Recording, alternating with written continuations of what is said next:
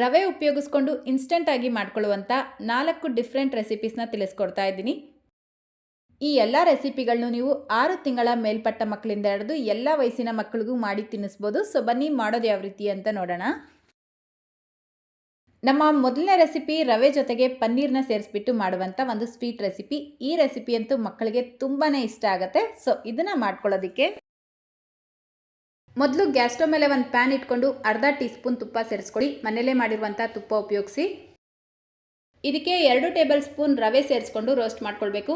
Normal ಉಪ್ಪಿಟ್ಟು ಮಾಡೋದಕ್ಕೆ ಉಪಯೋಗಿಸ್ತೀರಲ್ವಾ, ಅದೇ ರವೆನೇ ಬಳಸಿರೋದು. ನೀವು ಬೇಕಿದ್ರೆ ಗೋಧುವೆ ರವೆ ಕೂಡ ಉಪಯೋಗಿಸ್ಬೋದು.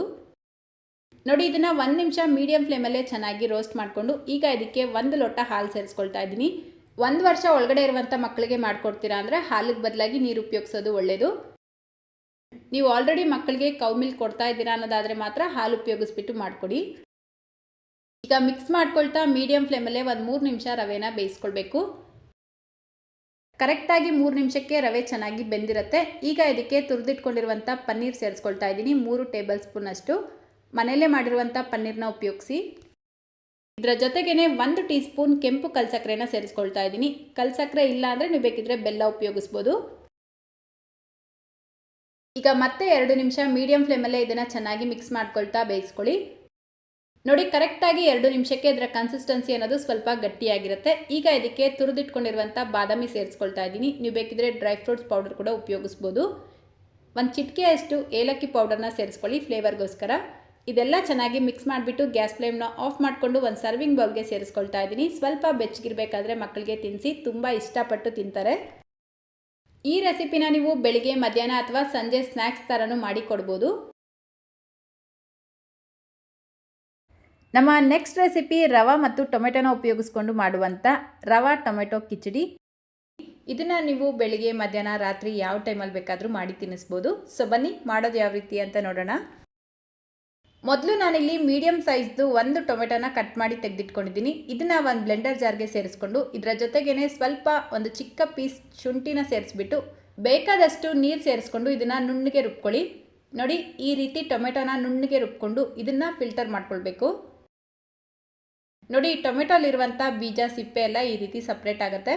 ಬರೀ ಟೊಮೆಟೊ ಜ್ಯೂಸ್ ಮಾತ್ರ ತೆಗೆದಿಟ್ಕೊಳ್ಳಿ. ಈಗ ಗ್ಯಾಸ್ ಸ್ಟವ್ ಮೇಲೆ ಒಂದು ಪ್ಯಾನ್ ಇಟ್ಕೊಂಡು ಅರ್ಧ ಟೀ ಸ್ಪೂನ್ ತುಪ್ಪ ಸೇರಿಸ್ಕೊಳ್ಳಿ. ಮನೆಯಲ್ಲೇ ಮಾಡಿರುವಂಥ ತುಪ್ಪ ಉಪಯೋಗಿಸಿದ್ರೆ ಒಳ್ಳೆಯದು. ತುಪ್ಪ ಬಿಸಿಯಾಗಿದ ತಕ್ಷಣ 1 ಚಿಟಿಕೆಯಷ್ಟು ಸಾಸಿವೆ, 1 ಚಿಟಿಕೆ ಜೀರಿಗೆ ಸೇರಿಸ್ಬಿಟ್ಟು ಸ್ವಲ್ಪ ಕರಿಬೇವನ್ನು ಸೇರಿಸ್ಕೊಂಡು ಈಗ 3 ಟೇಬಲ್ ಸ್ಪೂನ್ ರವೆ ಸೇರಿಸ್ಬಿಟ್ಟು ರೋಸ್ಟ್ ಮಾಡ್ಕೊಳ್ಳಿ. ನಾನಿಲ್ಲಿ ನಾರ್ಮಲ್ ಉಪ್ಮಾ ರವೆನ ಉಪಯೋಗಿಸಿರೋದು. ನೀವು ಬೇಕಿದ್ರೆ ಗೋಧಿ ರವೆ ಕೂಡ ಉಪಯೋಗಿಸ್ಬೋದು. ನೋಡಿ, ಲೋ ಫ್ಲೇಮ್ನಲ್ಲೇ 2 ನಿಮಿಷ ಇದನ್ನು ರೋಸ್ಟ್ ಮಾಡ್ಕೊಳ್ಳಿ. ಇದರ ಬಣ್ಣ ಲೈಟಾಗಿ ಚೇಂಜ್ ಆಗ್ತಾ ಇದ್ದಂಗೆ ಇದಕ್ಕೆ ನಾವಾಗಲೇ ಟೊಮೆಟೊ ಜ್ಯೂಸ್ ಏನು ಮಾಡಿಟ್ಕೊಂಡಿದ್ವಿ ಅದನ್ನು ಸೇರಿಸ್ಬಿಟ್ಟು ಮಿಕ್ಸ್ ಮಾಡ್ಕೊಳ್ಬೇಕು. ಇದರ ಜೊತೆಗೇ ಮತ್ತೆ ಒಂದು ಅರ್ಧ ಕಪ್ ನೀರು ಸೇರಿಸ್ಬಿಟ್ಟು ಮಿಕ್ಸ್ ಮಾಡ್ಕೊಳ್ಳಿ. ಈಗ 7ರಿಂದ 8 ನಿಮಿಷ ಈ ರವೆನ ಲೋ ಫ್ಲೇಮ್ನಲ್ಲೇ ಬೇಯಿಸ್ಕೊಳ್ಳಿ. ನೋಡಿ, ಕರೆಕ್ಟಾಗಿ 7-8 ನಿಮಿಷಕ್ಕೆ ಇದು ಚೆನ್ನಾಗಿ ಬೆಂದು ಸ್ವಲ್ಪ ಗಟ್ಟಿಯಾಗಿರುತ್ತೆ. ಈ ಕನ್ಸಿಸ್ಟೆನ್ಸಿ ಇದ್ದರೆ ಸಾಕು. ಈಗ ಇದಕ್ಕೆ 1 ಚಿಟಿಕೆಯಷ್ಟು ಕಾಳು ಮೆಣಸಿನ ಪುಡಿ, 1 ಚಿಟಿಕೆ ಉಪ್ಪು ಮತ್ತು ಅರಿಶಿನ ಸೇರಿಸ್ಕೊಂಡು ಮಿಕ್ಸ್ ಮಾಡ್ಕೊಳ್ಳಿ. ಉಪ್ಪು ಆಪ್ಷನಲ್, ನಿಮಗೆ ಬೇಡ ಅಂದರೆ ಸ್ಕಿಪ್ ಮಾಡ್ಕೊಳ್ಬೋದು. ಸೊ ನೋಡಿ, ಜಸ್ಟ್ 1 ನಿಮಿಷ ಮಿಕ್ಸ್ ಮಾಡಿಬಿಟ್ಟು ಗ್ಯಾಸ್ ಫ್ಲೇಮ್ನ ಆಫ್ ಮಾಡ್ಕೊಳ್ಳಿ. ಇದು ತಣ್ಣಗಾದ್ಮೇಲೆ ಗಟ್ಟಿಯಾಗುತ್ತೆ. ಈ ಕನ್ಸಿಸ್ಟೆನ್ಸಿ ಇದ್ದರೆ ಕರೆಕ್ಟಾಗಿರುತ್ತೆ. ಸ್ವಲ್ಪ ಉಗುರು ಬೆಚ್ಚಗಿರಬೇಕಾದ್ರೆ ಮಕ್ಕಳಿಗೆ ತಿನ್ನಿಸಿ. ಮಕ್ಕಳಿಗೆ ಜ್ವರ ಬಂದಿರತ್ತಲ್ವ, ಆ ಟೈಮಲ್ಲೂ ನೀವು ಇದನ್ನು ಮಾಡಿ ತಿನ್ನಿಸ್ಬೋದು. ತುಂಬಾ ರುಚಿಯಾಗಿರೋದ್ರಿಂದ ಮಕ್ಕಳು ಇಷ್ಟಪಟ್ಟು ತಿಂತಾರೆ. ರವೆ ಮತ್ತು ಆ್ಯಪಲ್ನ ಉಪಯೋಗಿಸ್ಕೊಂಡು ಮಾಡುವಂಥ ರವಾ ಆ್ಯಪಲ್ ಪ್ಯೂರಿ ಈ ರೆಸಿಪಿನ ಮಾಡ್ಕೊಳ್ಳೋದಕ್ಕೆ. ಸೊ ಮೊದಲು ಈ ರೆಸಿಪಿನ ಮಾಡ್ಕೊಳ್ಳೋದಕ್ಕೆ 1 ಆ್ಯಪಲ್ ತೊಗೊಂಡು ಸಿಪ್ಪೆ ತೆಗೆದು ಈ ರೀತಿ ಸಣ್ಣ ಸಣ್ಣ ಪೀಸಾಗಿ ಕಟ್ ಮಾಡಿಬಿಟ್ಟು ಒಂದು ಬ್ಲೆಂಡರ್ ಜಾರ್ಗೆ ಸೇರಿಸ್ಕೊಂಡು ಇದಕ್ಕೆ ಅರ್ಧ ಲೋಟ ಹಾಲು ಸೇರಿಸ್ಬಿಟ್ಟು ನುಣ್ಣಗೆ ಪೇಸ್ಟ್ ಮಾಡ್ಕೊಳ್ಬೇಕು. 1 ವರ್ಷ ಒಳಗಡೆ ಇರುವಂಥ ಮಕ್ಕಳಿಗೆ ಹಾಲಿಗೆ ಬದಲಾಗಿ ನೀರು ಉಪಯೋಗಿಸ್ಕೊಳ್ಳಿ. ಸೊ ನೋಡಿ, ಈ ರೀತಿ ಪೇಸ್ಟ್ ಮಾಡಿಬಿಟ್ಟು ಸೈಡಿಗೆ ತೆಗೆದಿಟ್ಕೊಳ್ಳಿ. ಈಗ ಗ್ಯಾಸ್ ಸ್ಟವ್ ಮೇಲೆ ಈ ರೀತಿ ಒಂದು ಪ್ಯಾನ್ ಇಟ್ಕೊಂಡು 2 ಟೇಬಲ್ ಸ್ಪೂನ್ ಬಾಂಬೆ ರವೆನ ಸೇರಿಸ್ಕೊಂಡು ರೋಸ್ಟ್ ಮಾಡ್ಕೊಳ್ಬೇಕು. ಲೋ ಫ್ಲೇಮ್ನಲ್ಲೇ ಚೆನ್ನಾಗಿ ರೋಸ್ಟ್ ಮಾಡ್ಕೊಳ್ಳಿ. ಅಂದರೆ ಈ ರವೆ ಬಣ್ಣ ಲೈಟಾಗಿ ಚೇಂಜ್ ಆಗಿ ಫ್ಲೇವರ್ ಬರುತ್ತೆ, ಅಲ್ಲಿವರೆಗೂ ಇದನ್ನು ರೋಸ್ಟ್ ಮಾಡ್ಕೊಳ್ಬೇಕು. ಚೆನ್ನಾಗಿ ರೋಸ್ಟ್ ಮಾಡ್ಕೊಂಡಿದ ನಂತರ ಇದಕ್ಕೆ 1 ಲೋಟ ಹಾಲು, 1 ಲೋಟ ನೀರು ಸೇರಿಸ್ಕೊಳ್ಳಿ.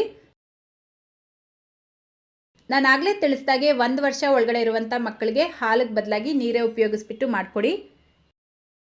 ಈಗ ಇದನ್ನು ಚೆನ್ನಾಗಿ ಮಿಕ್ಸ್ ಮಾಡ್ಕೊಳ್ತಾ ಒಂದು 4 ರಿಂದ 5 ನಿಮಿಷ ಲೋ ಫ್ಲೇಮ್ನಲ್ಲೇ ಬೇಯಿಸ್ಕೊಳ್ಬೇಕು. ರವೆಗೆ ಬದಲಾಗಿ ನೀವು ಬೇಕಿದ್ರೆ ಅವಲಕ್ಕಿನೂ ಉಪಯೋಗಿಸ್ಬಿಟ್ಟು ಈ ರೆಸಿಪಿನ ಮಾಡ್ಬೋದು. ಸೊ ನೋಡಿ, ಕರೆಕ್ಟಾಗಿ 4-5 ನಿಮಿಷಕ್ಕೆ ನಾವು ಸೇರಿಸಿರುವಂಥ ರವೆ ಚೆನ್ನಾಗಿ ಬೆಂದಿರುತ್ತೆ. ಈಗ ನಾವು ಮೊದಲೇ ಪೇಸ್ಟ್ ಮಾಡಿ ತೆಗೆದಿಟ್ಕೊಂಡಿರುವಂಥ ಆ್ಯಪಲ್ ಪ್ಯೂರಿನ ಸೇರಿಸ್ಬಿಟ್ಟು ಒಂದು ಅರ್ಧ ಟೀ ಸ್ಪೂನ್ ಬೆಲ್ಲ ಸೇರಿಸ್ಕೊಳ್ಳಿ. ಬೆಲ್ಲಕ್ಕೆ ಬದಲಾಗಿ ನೀವು ಡೇಟ್ಸ್ ಸಿರಪ್ ಕೂಡ ಉಪಯೋಗಿಸ್ಬೋದು, ಅಥವಾ ಕೆಂಪು ಕಲ್ಸಕ್ಕರೆ ಬೇಕಿದ್ರೂ ಉಪಯೋಗಿಸ್ಬೋದು. 1 ವರ್ಷ ಒಳಗಡೆ ಇರುವಂಥ ಮಕ್ಕಳಿಗೆ ಈ ಬೆಲ್ಲ ಸಕ್ಕರೆ ಎಲ್ಲ ಉಪಯೋಗಿಸ್ತೀರ. ಒಂದು ಬಾಳೆಹಣ್ಣ ಬೇಕಿದ್ರೆ ಚೆನ್ನಾಗಿ ಮ್ಯಾಶ್ ಮಾಡಿಬಿಟ್ಟು ಸೇರಿಸ್ಕೊಳ್ಬೋದು. ಸೊ ಇದೆಲ್ಲ ಸೇರಿಸಿದ ನಂತರ ಮತ್ತೆ ಒಂದು 3 ರಿಂದ 4 ನಿಮಿಷ ಮೀಡಿಯಂ ಫ್ಲೇಮಲ್ಲೇ ಚೆನ್ನಾಗಿ ಮಿಕ್ಸ್ ಮಾಡ್ಕೊಳ್ತಾ ಬೇಯಿಸ್ಕೊಳ್ಬೇಕು.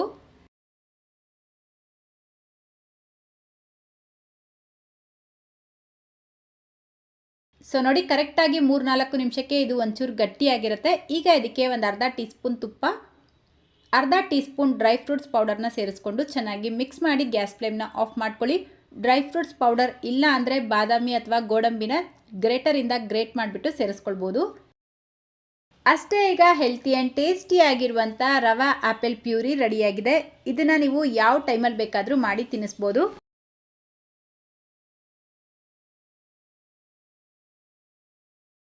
ನಮ್ಮ ಲಾಸ್ಟ್ ರೆಸಿಪಿ ತುಂಬಾ ಟೇಸ್ಟಿ ಆ್ಯಂಡ್ ಸಿಂಪಲ್ ಆಗಿ ಮಾಡ್ಕೊಳ್ಳುವಂಥ ರವಾ ಉಪ್ಮಾ.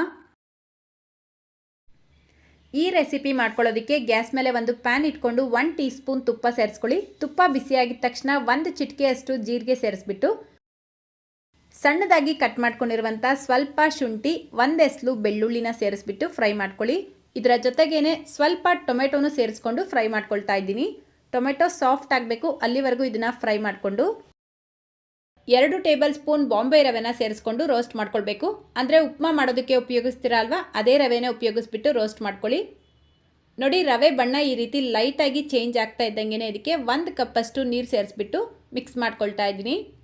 ಈಗ ಲೋ ಫ್ಲೇಮ್ನಲ್ಲೇ ಒಂದು 3 ರಿಂದ 4 ನಿಮಿಷ ರವೆನ ಬೇಯಿಸ್ಕೊಳ್ಬೇಕು.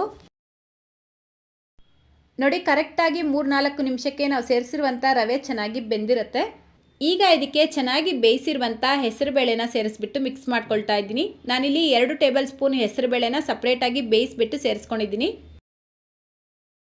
ಈ ಹೆಸರುಬೇಳೆಗೆ ಬದಲಾಗಿ ನೀವು ಮೈಸೂರು ಬೇಳೆ ಅಥವಾ ತೊಗರಿ ಬೇಳೆ ಕೂಡ ಬೇಯಿಸ್ಬಿಟ್ಟು ಸೇರಿಸ್ಕೊಳ್ಬೋದು. ಈಗ ಇದಕ್ಕೆ 1/4 ಟೀ ಸ್ಪೂನ್ ಜೀರಿಗೆ ಪುಡಿ, 1 ಚಿಟಿಕೆ ಕಾಳು ಮೆಣಸಿನ ಪುಡಿ, ಸ್ವಲ್ಪ ಉಪ್ಪು ಸೇರಿಸ್ಬಿಟ್ಟು ಮಿಕ್ಸ್ ಮಾಡ್ಕೊಳ್ತಾ ಇದ್ದೀನಿ. 1 ವರ್ಷ ಒಳಗಡೆ ಇರುವಂಥ ಪಾಪುಗೆ ನೀವು ಬೇಕಿದ್ರೆ ಉಪ್ಪು ಸ್ಕಿಪ್ ಮಾಡ್ಕೊಳ್ಬೋದು. ಸ್ಪೂನಲ್ಲೇ ಈ ರೀತಿ ಚೆನ್ನಾಗಿ ಮ್ಯಾಶ್ ಮಾಡ್ಕೊಳ್ಳಿ, ಅಥವಾ ಮ್ಯಾಶರ್ ಉಪಯೋಗಿಸ್ಬಿಟ್ಟು ಮ್ಯಾಶ್ ಮಾಡ್ಕೊಳ್ಬೋದು. ಸೊ ನೋಡಿ, ಈ ರೀತಿ ಚೆನ್ನಾಗಿ ಮಿಕ್ಸ್ ಮಾಡ್ಕೊಂಡಿದ ನಂತರ ಇದರ ಜೊತೆಗೆ 1 ಚಿಟಿಕೆ ಅರಿಶಿನ ಹಾಕ್ಬಿಟ್ಟು ಮಿಕ್ಸ್ ಮಾಡ್ಕೊಳ್ತಾ ಇದ್ದೀನಿ. ಈ ರೀತಿ ಸ್ವಲ್ಪ ತೆಳುವಾಗಿರಬೇಕಾದ್ರೇ ಗ್ಯಾಸ್ ಫ್ಲೇಮ್ನ ಆಫ್ ಮಾಡ್ಕೊಳ್ಳಿ, ಯಾಕಂದರೆ ಇದು ತಣ್ಣಗಾದ್ಮೇಲೆ ಒಂಚೂರು ಗಟ್ಟಿಯಾಗತ್ತೆ. ಪಾಪುಗೆ ತಿನ್ನಿಸ್ಬೇಕಾದ್ರೆ ಸ್ವಲ್ಪ ತುಪ್ಪ ಸೇರಿಸಿ ಮಿಕ್ಸ್ ಮಾಡಿಬಿಟ್ಟು ತಿನ್ನಿಸ್ಬೋದು. ಈ ರೆಸಿಪಿನ ನೀವು ಯಾವ ಟೈಮಲ್ಲಿ ಬೇಕಾದರೂ ಮಾಡಿ ಪಾಪುಗೆ ತಿನ್ನಿಸ್ಬೋದು. ತುಂಬ ಈಸಿಯಾಗೂ ಡೈಜೆಸ್ಟ್ ಆಗುತ್ತೆ. ಮಕ್ಕಳಿಗೂ ಈ ರೆಸಿಪಿ ತುಂಬ ಇಷ್ಟ ಆಗುತ್ತೆ. ತುಂಬ ಸಿಂಪಲ್ ಮಾಡೋದು. ಸೊ ಇವತ್ತಿನ ಈ ರೆಸಿಪಿ ನಿಮ್ಗೆ ಇಷ್ಟ ಆಗಿದ್ರೆ ಪ್ಲೀಸ್ ಈ ವಿಡಿಯೋಗೊಂದು ಲೈಕ್ ಮಾಡಿ, ನಿಮ್ಮ ಫ್ರೆಂಡ್ಸ್ ಮತ್ತು ಫ್ಯಾಮಿಲಿಯವ್ರ ಜೊತೆಗೂ ಈ ವಿಡಿಯೋನ ಶೇರ್ ಮಾಡ್ಕೊಳ್ಳಿ. ಇದೇ ರೀತಿ ಮತ್ತೊಂದು ರೆಸಿಪಿಯೊಂದಿಗೆ ಸಿಗೋಣ. Thank you.